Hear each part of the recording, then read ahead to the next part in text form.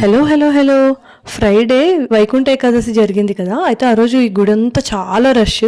అందుకే నేను సాటర్డే తీసాను. సాటర్డే కూడా రష్, అందుకే అన్ని కవర్ చేయలేకపోయాను. ఇదేంటంటే గుంటకల్లో వెంకటేశ్వర స్వామి గుడి చాలా పెద్దగా ఉంటుంది.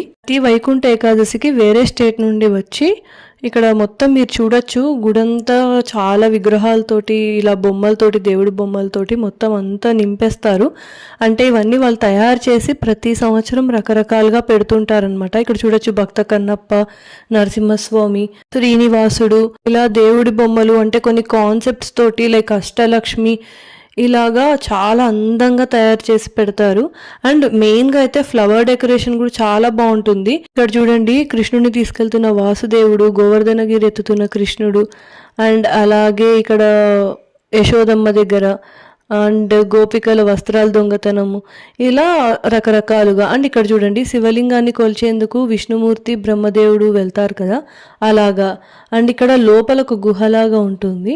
అక్కడ పెద్ద వెంకటేశ్వర స్వామి విగ్రహం అండ్ అలాగే పడుకునున్న శ్రీనివాసుని విగ్రహం కూడా ఉంటుంది.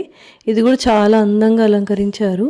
ఇక్కడేమో పెద్ద ఆంజనేయ స్వామి, నేను ఫ్రంట్ వ్యూ తీయడం మర్చిపోయాను. పెద్ద ఆంజనేయ స్వామి పైనేమో పల్లకిలో సీతారాములని తీసుకుని వెళ్తున్నట్టుగా ఉంటుంది.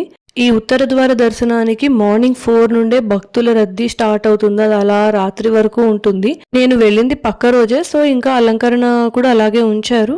ఆ రోజు కూడా రష్ ఉంది. ఏమంటే ఆ రోజు గోదాదేవి పూజ ప్లస్ ఏదో వ్రతం కూడా చేశారు.